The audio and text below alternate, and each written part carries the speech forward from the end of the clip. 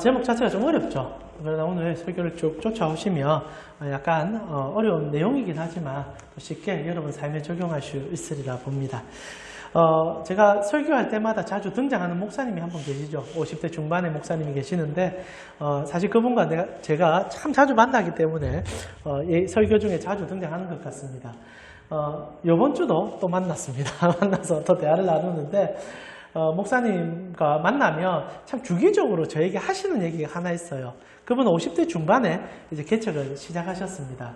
그러다 보니까 후회가 되시는가 봐요. 조금 더 젊었을 때 개척을 하셨으면 조금 더 체력도 있고 힘도 있게 할 수 있는데 늦은 나이에 개척한 것이 좀 안타까운지 그래도 제가 이제 한 10살 차이가 나는 분입니다. 그래도 저에게 꼭 하시는 얘기가 강 목사 참 감사해라. 그렇게 일찍 시작할 수 있는 것 감사한 일이라고 얘기합니다. 물론 저도 일찍 시작한 건 아닙니다. 그렇다고 그래 늦게 시작한 것도 아닌 것 같고요. 딱 적당한 때에 하나님의 부르심 안에서 개척을 시작했지만 아마 나이가 조금 더 많으신 선배 목사님의 입장에는 그게 참 안타까운 것 같아요. 여러분 어떻습니까? 여러분은 삶을 살아가시다 보면은 지금 내가 한 선택에 대해서 후회하시는 것이 없으십니까? 후회 없는 인생은 없는 것 같아요. 그러나 그 후회의 강도가 차이 있을 뿐이죠. 한번 여러분 인생 전체를 한번 돌이켜 봅시다. 아니 올 한 해를 한번 돌이켜 봅시다. 혹시나 여러분 그 시간대로 다시 돌아가서 내 선택을 바꿀 수만 있다면 여러분 혹시나 바꾸고 싶은 그런 선택이 있으십니까? 올해 아니라면 여러분 인생 가운데 정말 그 시점에 내가 돌아가서 그 선택은 내가 정말 바꾸고 싶다 라고 생각하는 혹시나 선택의 순간이 있으셨습니까? 저는 지금 돌아보면 옛날에는 그런 것들이 좀 있었던 것 같은데 최근에는 그런 선택 하나하나도 돌이켜보니까 하나님의 섭리 안에서 완성되어가는 모습을 깨달았기 때문에 돌아가고 싶은 생각은 이제는 없어요. 근데 한때는 좀 많이 힘들 때는 아이고 내가 그냥 대학교로 다시 돌아갔으면 근데 또 생각해보면 대학교 가면 또 힘들 것 같고 그럼 중학교로 가면 아이고 그때도 힘들 것 같고 결국 남는 거는 어느 순간 돌아가도 후회하겠구나. 참 재밌는 것은 젊을 때는 소망이 더 많았는데 이제 뭐 저 아직 나이가 그래 많은 건 아니지만 40대를 지나고 50대를 바라보고 가는 입장에서는 후회되는 것이 더 많다는 것. 그리고 결론이 나옵니다. 인생은 참 후회가 많구나. 정말 바꾸고 싶은 것들 그리고 만났던 것들에 대한 후회가 겹겹이 쌓여가는 것이 인생이구나 라는 생각을 조금 하게 되었습니다. 제가 오늘 이런 얘기를 해드리는 것은 오늘 본문에 나오는 여성들이 너무 많은 후회 속에서 예수님의 무덤을 방문하고 있기 때문이죠. 그리고 그들은 눈물로서 그 후회를 어떻게 하든 회복하고 싶지만 가장 안타까운 우리의 후회가 무엇입니까? 사랑한 사람이 죽었을 때 아닙니까? 우리의 부모님이 우리가 사랑하는 자녀가 우리보다 그리고 우리의 시간 속에서 먼저 가시게 될 때 우리는 정말 뼈를 깎는 후회를 하게 됩니다. 조금만 더 잘해줬으면 그때 내가 이렇게 해줬으면 저는 장례식장을 자주 방문하는 편이었고 그리고 이제 특히 이렇게 보게 되면은 참 재밌어요. 화장실에 딱 가게 되면 문구가 다 적혀 있습니다. 뭐라고 적혀 있습니까? 있을 때 잘해라 이 얘기죠. 있을 때 잘해라. 정말 좋은 말이지만 살다 보면 제일 안 되는 말. 그리고 있을 때 못했기 때문에 결국 후회하는 우리 삶. 사람에게도 환경에게도 그리고 나 자신에게도 우리는 후회로 접결된 삶을 참 살아가죠. 근데 이것을 바꿀 수 있다면 여러분 어떻게 하시겠습니까? 오늘 우리는 한 여인, 3명의 여인이 예수님 다시 만남을 통하여 가장 후회하던 순간을 변화시키고 희망을 다시 한번 발견한 장면을 통하여 이 연말에 우리의 신앙 다시 한번 점검해 보고 싶습니다. 오늘 보면 이렇게 시작하지요. 예수님께서 이제 십자가에 못 박혀 죽으시고 무덤에 안치되십니다. 그리고 3일이 지나게 되지요. 그리고 여인들이 방문하는 장면으로 오늘 본문을 이끌어갑니다. 금요일날 예수님이 돌아가셨어요. 그리고 토요일날 온전하게 무덤에 계시게 되고 우리가 소위 말하는 일요일이죠. 주일이 되었을 때 예수님은 부활하시게 됩니다. 그리고 그 주일날 우리가 지금 예배드리는 가장 중요한 이 주일날 여인들이 예수님의 무덤에 방문합니다. 그것이 오늘 여러분과 제가 읽었던 본문의 시작이죠. 1절입니다. 같이 한번 읽어볼까요? 1절 내용입니다. 같이 읽겠습니다. 안식일이 지남에 막달라 마리아와 야고보의 어머니 마리아와 또 살로메가 가서 예수께 바르기 위하여 향품을 사다 두었다가 솔직히 오늘 본문 묵상하면서 남자로서 참 부끄러웠었습니다. 제가 저번 주 아리마대 요셉 설교하면서도 얘기했지만은 남자들 다 어디 갔는지 모르겠어요. 결국 예수님의 무덤에 찾아갔던 여자들은 3명의 가장 유명한 여인들이었죠. 용기 있는 행동들을 여성들이 결국에 하더라고요. 남자들은 용기 있는 척하고 가장 강한 척하지만 정말 위급한 순간, 가장 중요한 순간에는 대부분 다 숨는 것 같다는 생각이 이 본문 속에서 또 느껴져요. 이 여자들도 사실 생명의 위협을 감수하고 예수님 무덤 찾아간 거거든요. 그러면서 참 여인들이 참 복되다 이런 생각도 조금 합니다. 이 남녀를 구분하는 내용은 아니고요. 본문 앞에서 저 자신을 좀 더 살펴보죠. 사도들, 그 많은 사도들 다 도망가고 여성들이 예수님의 마지막 자리를 선택하고 예수님의 은혜를 경험하는 것.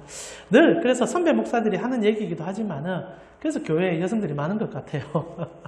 마지막까지 주님 사랑하는 여성들, 그 모습이 참 은혜롭습니다. 근데 말입니다. 이 여성들이 오늘 예수님 찾아갔는데 찾아간 이유가 향품을 바르기 위해서 찾아갔다 본문에 기록이 되고 있죠. 어떻습니까? 여러분 이게 이해가 됩니까? 오늘 사실 본문을 그냥 편하게 읽으시면 아무 느낌이 없을 수 있지만은 그냥 여인들이 예수님의 장례를 찾아가 무덤을 찾아가 향품 바르려고 했구나 라고 생각할 수 있지만 지금 이 여인들은 굉장히 비이성적이고 비상식적인 행동들을 하고 있다는 것을 여러분 좀 잡아낼 필요가 있다는 겁니다. 자, 예수님께서 죽으셨습니다. 그리고 죽은 지 3일이 지났습니다. 여러분 3일이 지난 시체에 향품을 바른다는 게 상식적으로 말이 된다 생각합니까? 그것도 중동의 날씨입니다. 우리나라 같이 겨울철에야 3일 정도면 시체가 그래도 부패 속도가 저하돼서 그럴 수 있겠지만 그래도 3일이 지나면 못합니다. 향품 못 바릅니다. 죽고 그 당일날 향품을 발라야죠. 근데 이 여인들은 3일이 지난 시체에 찾아가서 그것도 썩어서 냄새가 나고 있는 시체 앞에 서서 그 시체에 향품을 바르려고 하고 있다는 거예요. 용기도 둘째치지만은 이들의 무모함이 정말 우리로 경악해 만듭니다. 도대체 이 세 여인은 왜 예수님의 무덤 앞에 서서 그것도 3일이나 지난 시체 앞에서 향품을 준비하여 바르려고 했을까?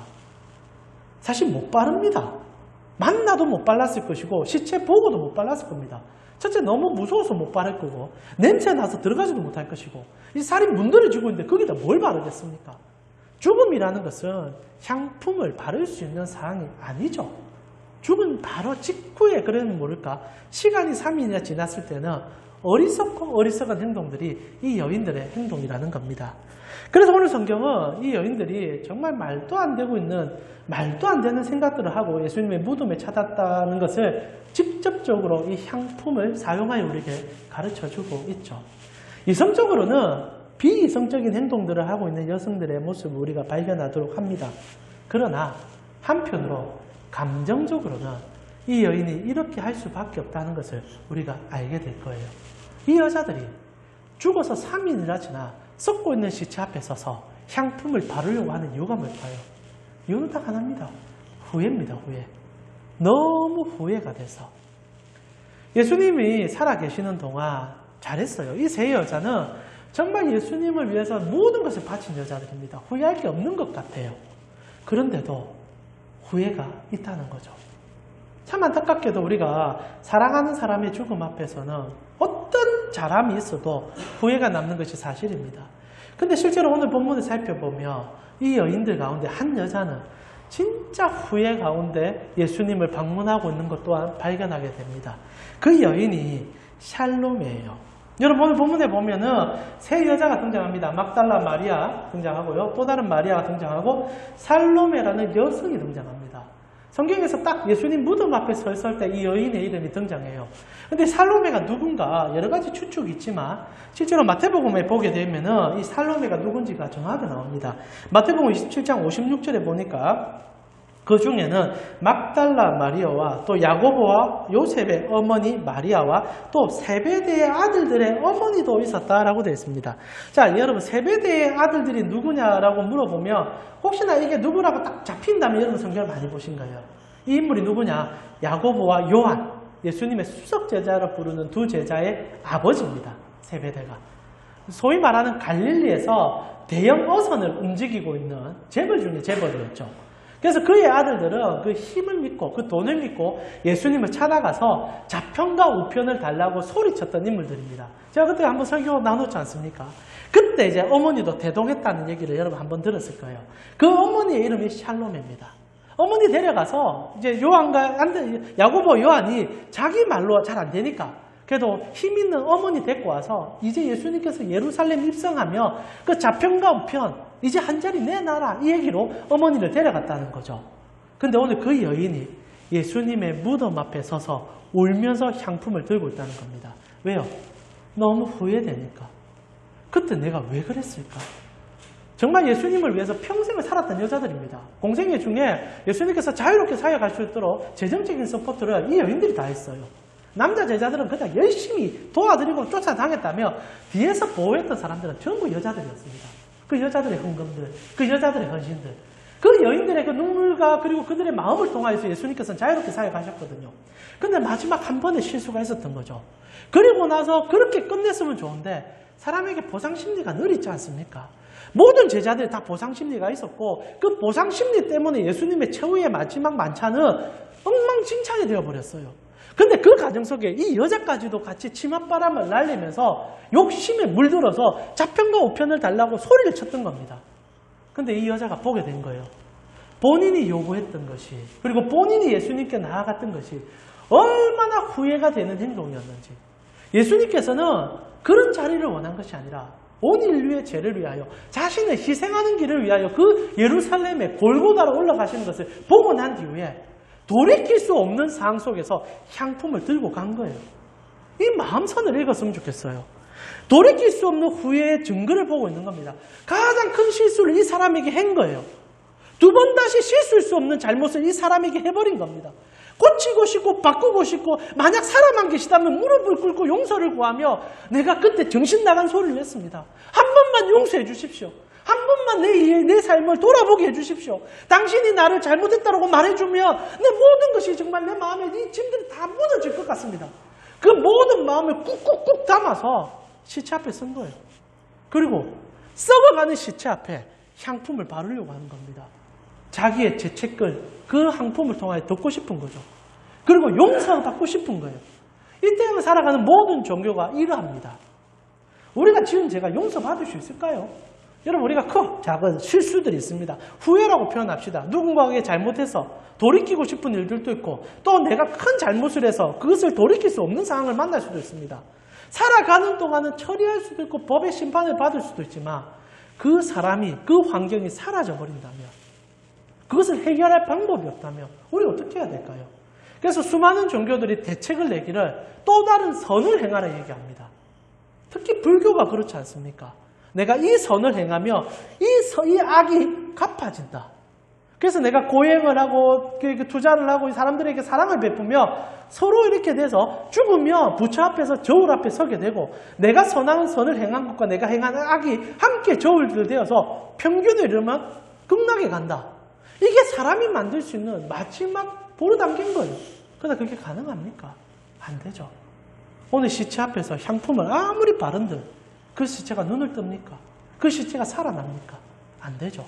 결국 이 여인들은 사람들이 모두 다 가질 수밖에 없는 후회의 마음을 꾹꾹 눌러담아 그 후회를 발산하지 못하며 허무한 무덤 앞에 서서 죽어서 썩어서 냄새가 나는 시신 앞에 허무한 자기들의 삶을 토로하고 있는 어리석은 인간의 마지막 모습들을 보여주고 있다는 거죠. 그런데 참 재밌는 게 뭔지 아십니까? 이거를 뒤집는 분이 우리 구주 예수 그리스도라는 거예요. 이거는 인류가 절대 해결할 수 없는 문제입니다. 그래서 종교도 만들고 철학도 만들고 그리고 여러 가지 도덕적 삶을 만들지만 늘 나이가 들면 들수록 느끼는 단 한 가지 후회의 마음들. 그런데 오늘 예수님께서 무덤 안에서 그것을 다 뒤집어 버리죠. 여인들이 그 후회의 마음과 향품을 들고 자기의 죄를 덮으려고 찾아갔습니다. 자기의 후회를 덮으려고 찾아갔습니다. 그런데 깜짝 놀라죠. 무덤에 돌이 굴러가 있었다는 겁니다. 오늘 본문에 이렇게 되어 있죠. 여인들이 무덤 앞에 서서 진짜 이제 당혹스러워서 어찌할 줄 모르는 거예요. 지금 이 여자들은 계획을 가지고 찾아간 게 아닌 걸 아셔야 됩니다. 근데 후회스러우니까 마지막 그 예수님께 향품이라도 발라드리자 3일이나 지나서 썩고 있는 시체 앞에서 근데 오늘 본문에 이렇게 기록이 되죠. 2절과 3절을 보니까 같이 한번 읽어볼까요? 마가복음 16장 2절 3절입니다. 안식 후 첫날 매우 일찍이 해 돋는 때에 그 무덤으로 가며 서로 말하되 누가 우리를 위하여 무덤의 문을 돌에서 굴려주리오 하니라. 그러니까 상품을 발라야 되는데 실제로 썩어서 시체에 못 바른 상황인데도 핑계를 대는 거예요.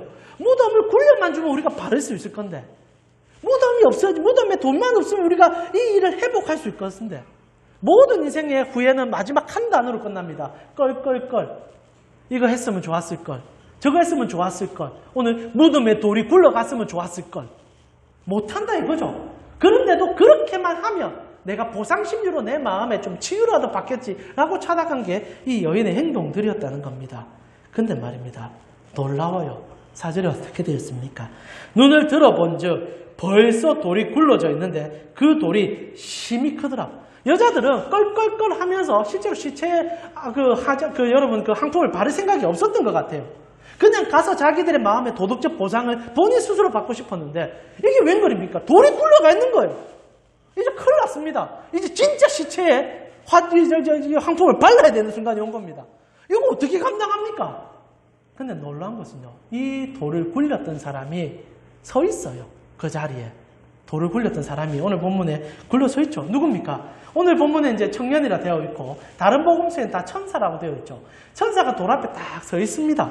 그리고 기가 막힌 장면들을 오늘 묘사해 주고 있죠. 이제 여인들에게 가자 무덤 속으로 얘기를 하는 겁니다. 자, 여러분 이 재밌는 얘기인데 천사들이 지금 여인들을 기다리고 있었어요.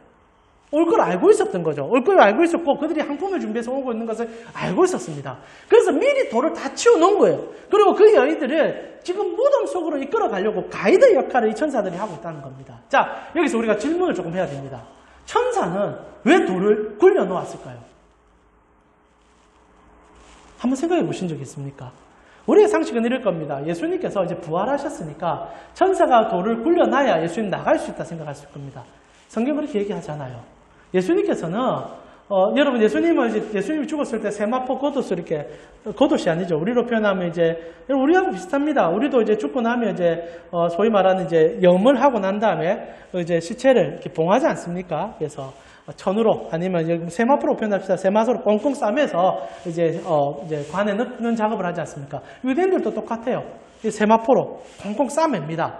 왜냐하면 시체가 나오면 안 되니까 여러 가지 문제가 있으니까 꽁꽁 싸맵니다. 그런데 성경을 보면 그대로 빠져나와요.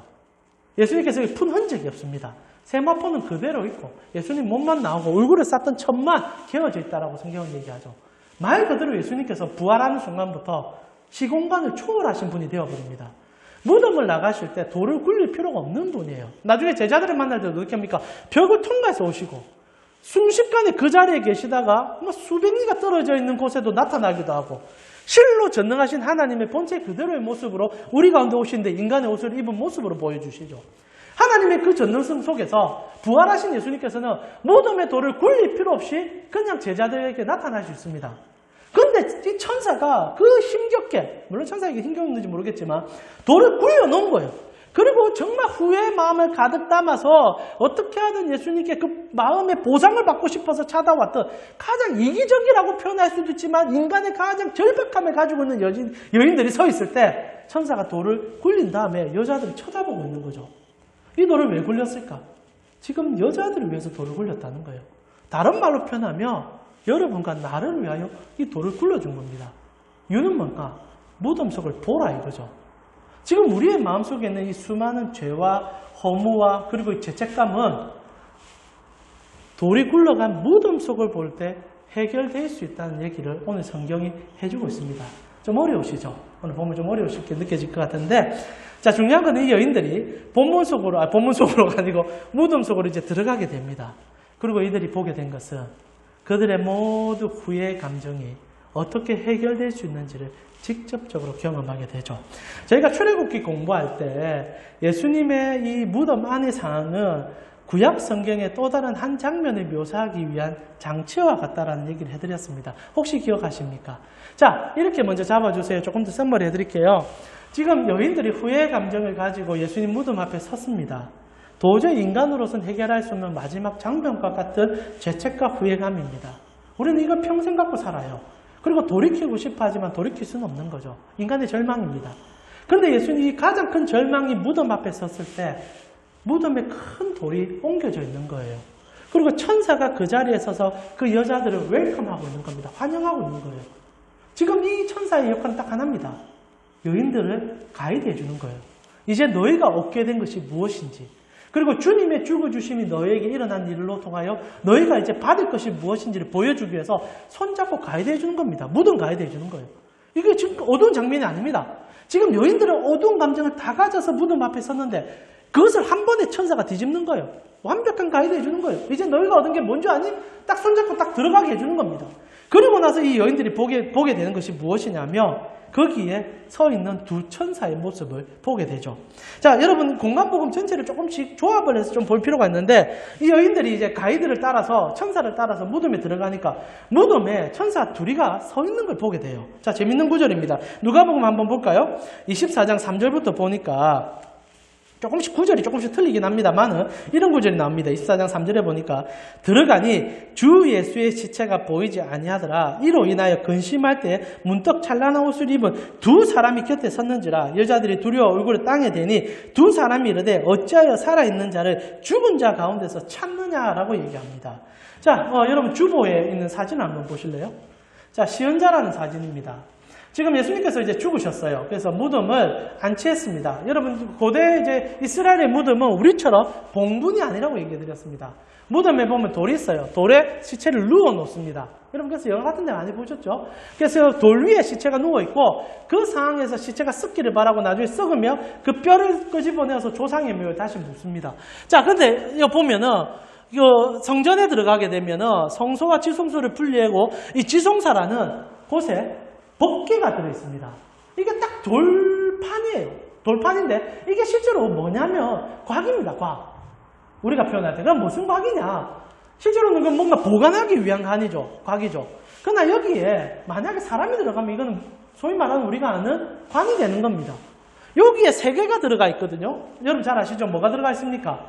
아론의 쌍난 지팡이, 그리고 만나 들어가 있고 마지막에 뭐가 들어있습니까? 두 돌판이 들어가 있습니다. 3가지다 우리가 신학적으로 예수님을 상징한다는 것을 말씀드렸어요. 잘 아시죠? 아론의 쌍난 지팡이, 죽은 고목나무에 꽃이 피는 예수의 부활을 상징하죠. 만나, 우리를 먹이기 위해 오실 하나님을 상징하죠. 예수님. 그리고 두 돌판, 말씀 그 자체이신 예수님을 상징합니다. 예수님을 표현할 수 있는 3가지 상징물을 여기다 집어넣고 관의 뚜껑을 덮은 거예요. 실제로 예수님이 이 관 속에 지금 들어가 계시는 거죠. 안타깝게도. 어떻게 보면 이 장면은, 이 법궤의 장면은 말 그대로 그리스도의 죽음을 상징하는 겁니다. 그리고 그 죽음 위에 지금 여러분이 보고 봐야 되는 이 시언자라는 게 있습니다. 속죄소라는. 여러분, 유대인들이 얼마나 재밌냐면, 여러분 주보에 글이 좀 소개가 되어 있는데, 1년에 단 한 번 10월에 되면은 대속죄일이라는 것을 가집니다. 들어보셨습니까? 대속죄일이 되면은 이스라엘 백성들이 1년간 지었던 죄, 우리는 그것을 후회라고 바꿔봅시다. 1년간 자기들이 살아오면서 후회했던 것들, 잘못했던 것들을 1년에 단 한 번 모읍니다. 하나님께서 그래 만들어 놓으셨어요. 그래서 그 후회를 돌릴 수 있는 날을 만들어 놓은 겁니다. 그래서 대속죄일이 되면은 염소 2마리를 대제사장이 준비를 해서 한 마리 염소는 이제 이스라엘 백성들 앞에 세웁니다. 그리고 이스라엘 백성들 전체가 모여서 자기의 죄를 토설하는 시간이에요. 여러분, 죄라고 표현하면 우리가 이렇게 표현하면 됩니다. 1년에 죄를 지으면 큰 죄들이 기억이 나겠습니까? 후회죠, 후회. 하나님 이렇게 했으면 좋았는데, 저렇게 했으면 좋았는데, 이렇게 해서 미안한데, 이렇게 했으면, 그런 모든 인간의 그 이제 어두운 마음들을 그날 전부 다 쏟아내는 거예요. 그리고 그 염소를 잡아버립니다. 그리고 한 마리 염소는 광야에 들고 가서 내다 팽개쳐서 우리의 죄가 절대 돌아오지 않는다는 것을 상징적으로 보여줍니다. 그러고 나서 그 피와, 그리고 이제 여러 가지 이제 짐승들을 또 잡게 됩니다. 그 피를 다 모두어서 1년에 딱 한 번 이 대제사장이 흰 세마포 겉옷을 입죠. 자, 여러분, 오늘 성경에 좀 많이 나오지만은 성경에 제사장이 1년 동안 활동할 때는 화려한 의복을 입습니다. 12개 보석도 막 새겨있고 어깨에도 12보석 새기고 옷 자체가 너무너무 화려해요. 하나님의 영광을 상징하는 화려한 옷을 입는데 딱 이날은 세마포 겉옷만 입어요. 흰 속옷을 입습니다. 왜? 지금 죽음 앞에 선 거예요. 그래서 흰 소목을 입었죠. 지금 이 대제사장이 3명의 여자와 같은 모습입니다. 근데 흰 옷을 입은 거예요. 그리고 어떻게? 하나님 앞에 그 향을 막 피웁니다. 막 피워서 자신의 죄를 최대한 하나님 앞에서 가리려고 하는 거예요. 가리고 나서 자신과 함께 이스라엘 전체의 후회와 죄를 다 마음에 담아서 이 법궤 앞에 앉아서 꿇어 앉아 피를 뿌리기 시작합니다. 손가락으로 탁탁 뿌려요. 뿌리면서 마지막으로 이 시은자의 이 피를 들이붓습니다. 그러면 어떤 일이 일어나느냐? 하나님께서 약속을 하셨는데 이 시은자 위에 그날에 그 모든 희생 제물의 피를 엎어버릴 때 내가 너희의 죄를 덮어주겠다 얘기합니다. 그래서 시은자, 은혜 보장 거예요.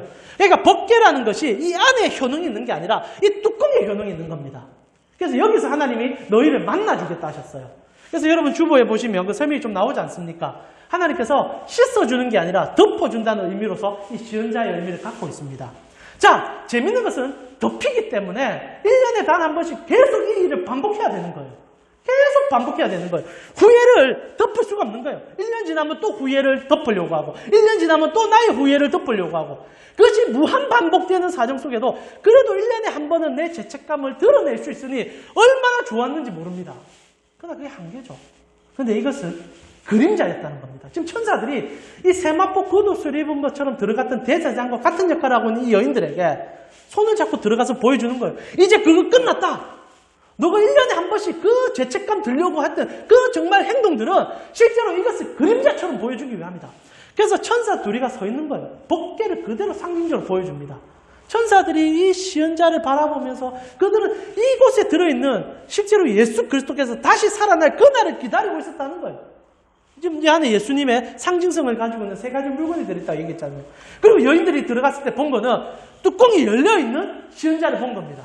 법궤를 본 거예요. 그리고 안에 있는 내용물이 사라져버렸어요. 완성이 된 거죠. 그리고 얘기합니다. 뭐라고 얘기합니까? 이제 이 중요한 구절인데 7절을 우리 같이 한번 읽어볼까요? 오늘 본문 7절입니다. 7절입니다. 같이 읽겠습니다. 가서 그의 제자들과 베드로에게 이르기를 예수께서 너희보다 먼저 갈릴리로 가시나니 전에 너희에게 말씀하신 대로 너희가 거기서 배우리라 하라 하는지라. 이게 왜 중요하냐면 예수님께서 실제로 먼저 갈릴리로 안 가요. 제자들이 먼저 갈릴리에 가 있습니다. 근데 성경은 먼저 갈릴리로 간다고 얘기합니다. 이게 시은자의 은혜예요. 예수님께서 이전에는 우리가 예수님을 다시 이 여인들이 가장 후회하는 것은 죽은 예수를 만날 수 없었던 것이 가장 후회입니다. 돌리고 싶고 그리고 바꾸고 싶은데 바꿀 수 있는 힘이 없는 거예요. 그런데 예수님께서 먼저 가 있겠다고 얘기하는 겁니다. 이것은 여러분 인생에 있어서 모든 후회의 감정 속에 하나님이 그 후회의 문제를 먼저 가서 해결해 주겠다는 상징적 의도입니다. 부활이 왜 힘이 있느냐? 우리가 생각할 때 시간의 흐름 속에서 지나오면서 썩은 우리가 속에서 많은 아쉬움과 아픔을 가져오며 달려갔던 모든 문제를 다시 역행하여 돌이킬 수 있는 힘이 되기 때문입니다. 놀라운 거예요. 그리고 먼저 가신 예수님을 이제 살로메가 만나게 됩니다. 이제는 진짜 향품을 바를 수 있게 된 거예요. 나머지 제자들도 먼저 가신 예수님 때문에 만나게 되는 거예요. 우리는 절대 돌아갈 수는 없습니다. 그러나 그리스도께서 부활하신 날 이 시은자의 뚜껑을 여는 순간 시간의 주인이신 그분께서 우리가 과거에 현재 미래에 살아가는 모든 시간에서 그분의 만남을 통하여 그 문제를 해결해 주시는 영광으로 우리를 이끌어 갔다는 거예요. 그래서 믿음의 자녀에게 있어서 남은 감정은 후회의 감정이 아니라 주님께서 이루어 주실 놀라움에 대한 기대감이 남게 되는 순간이 이 법궤 앞에 있는 이 무덤 앞에 있는 하나님의 영광의 모습이었다는 겁니다. 그래서 성경은 우리에게 두 가지를 가르쳐 주죠. 예수 믿는 사람은 더 이상 후회의 감정이 아닌 소망과 기대의 감정을 가져야 된다. 이유가 뭔지 아니? 너희가 부활하신 예수님을 만나는 순간부터 너희는 두 가지가 경험되기 때문이다라고 얘기합니다. 그 첫 번째가 무엇이냐면요. 이제 우리가 새로운 피조물이 되기 때문입니다. 고린도후서 5장 17절에 바울이 이런 얘기합니다. 그런데 누구든지 그리스도 안에 있으며 새로운 피조물이라 이전 것은 지나갔으니 보라 새 것이 되었다 얘기합니다. 자, 오늘 이 여인들이 무덤 앞에 서서 자기의 후회 감정을 담아 썩은 시체라도 향품을 바르려고 찾아갔는데 그 시체가 살아났어요. 그리고 그들보다 먼저 앞에 서서 오라고 얘기해 줍니다. 이제 나를 만나러 다시 와. 그 가는 순간에 그들이 경험할 수 있는 거. 이제 돌릴 수 있구나. 이제 바꿀 수 있구나. 여러분, 돌릴 수 있다, 바꿀 수 있다. 이게 그냥 과거를 바꾼다는 얘기 아닙니다. 새로워졌다는 얘기예요. 이제는 새로운 일들로 나의 삶을 채울 수 있구나라는 기대감이 그들 속에 일어나는 거죠. 그래서 갈릴리로 걸어가는 길이 소망의 덩어리가 안 되겠습니까? 이전에는 갈릴리로 걸어갈 때마다 예수의 흔적이 남아있어서 가슴이 저밀 거예요. 그때 예수님께서 갈릴리주 호수에서 물고기 잡으셨는데, 그때 예수님께서 그 일 하셔서 그 일 하는데, 보는 곳마다 후회 덩어리였어요. 여러분, 사람이 가장 아플 때가 언제인 줄 아십니까? 내가 살아오면서 후회했던 것들이 흔적처럼 내 삶에 곳곳에 묻어있기 때문에 지나가다가 떠올라요. 지나가다가 살아나요. 그 사람과 함께 했던 순간 그 사람이 지었던 문제들이 꿈틀꿈틀 살아나서 나를 공격할 때 그게 얼마나 무섭습니까? 그런데 예수를 만난 날 그것이 새로워지는 거예요. 이제 만나도 괜찮은 거예요. 이제는 해결할 수 있는 거예요. 이제 우리에게 주어진 것은 영원함입니다. 하나님께서 그 은혜를 주신 거예요. 그리고 두 번째로 우리 주님께서 주시는 게 뭔지 압니까? 단순히 새로워지는 것을 넘어서 이제는 그 일을 변화시킬 역할로 우리를 불러주십니다. 우리 이것만 읽고 말씀 마무리하고 싶은데요. 로마서 8장 28절입니다. 같이 읽겠습니다. 우리가 알거니와 하나님을 사랑하는 자, 곧 그의 뜻대로 부르심을 입은 자들에게는 모든 것이 합력하여 선을 이룬다. 자, 무덤 앞에서 부활하신 예수님을 경험한 이 여인들에게 있어서는 자기의 인생의 것을 새롭게 바꾸는 힘을 얻었을 뿐 아니라 새로움은 단순한 새로움이 아니라 과거의 아픔까지도 협력하여 새로운 조음이 되는 은혜를 경험한다는 거예요. 이게 기적입니다. 여러분, 우리가 잘못해서 치부되어 버린 것들은 우리를 공격하는 무기일 뿐인데 이게 웬일입니까? 그렇게 아프고 고통스러운 순간이라고 생각했고 이제 지우고 싶은 순간이라고 생각했는데 그리스도께서 부활하셔서 전능자로서 우리 삶의 조율자로 들어오니 그 이전의 아픔이 오늘날 나에게 다가왔을 때는 합력하여 선을 이루는 하나님의 기가 막힌 도구가 되어 있다는 거예요. 누가 상상이나 했겠습니까? 누가 그것을 이해라도 했겠습니까? 그래서 그리스도인들에게 과거의 흔적은 미래의 빛보다 더 강렬한 은혜를 주는 과거의 흔적이 된다는 거죠. 이 여인들이 오히려 그때의 순간을, 그 예수께 했던 그 많은 말들의 순간들을 이제는 보상받을 뿐 아니라 오히려 예수와 더 깊은 관계로 나아가서 기적 같은 삶의 여정으로 갈 수 있는 은혜를 얻게 되었다는 거예요. 두 가지로 요약합니다. 예수님의 지금 무덤에서 여인들이 경험한 것은 첫 번째, 새로운 기적을 경험할 수 있다는 것. 이제 나의 과거를 뒤집어서 하나님의 새로운 인생을 살 수 있다는 것. 그리고 두 번째, 모든 것이 합력하여 이제는 주님의 조율 속으로 들어갈 수 있다는 것. 그래서 성도들은 후회보다는 희망을 가질 수 있게 된 겁니다. 물론 잘못한 것은 언제나 그와 맞닥뜨려 고쳐야 합니다. 그리고 용서를 구해야 합니다. 그러나 거기서 끝나는 게 아니라는 거예요. 나아가, 여러분 이건 정말 무서운 얘기인데, 여러분은 여기서 우리가 살아가면서 후회할 행동들을 많이 하죠. 그게 이제 안 없어집니다. 이전에는 그냥 죽으면 사라지는 것 같지만 이제 우리는 영원한 세상 속에 들어갑니다. 즉 우리 허전사님과 제가 이제 영원히 또 보게 될 겁니다. 그래서 잘해야 됩니다.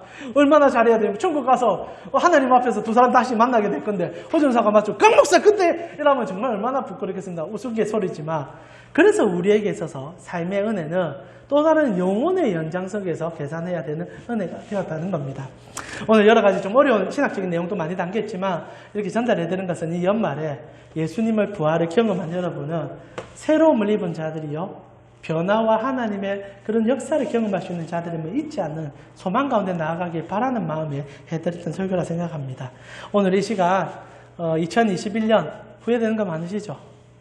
그러나 걱정하지 마세요. 우리 주님 가장 큰 후회인 죽음을 깨우고 살아나셨습니다. 2022년에는 합력하여 선이 될 거예요. 놀라운 기적의 순간이 분명히 올 겁니다. 새로운 일들이 일어날 것이고요. 그리고 놀라운 변화의 순간들을 분명히 보게 될 겁니다. 왜? 여러분은 부활하신 하나님의 자녀이기 때문에.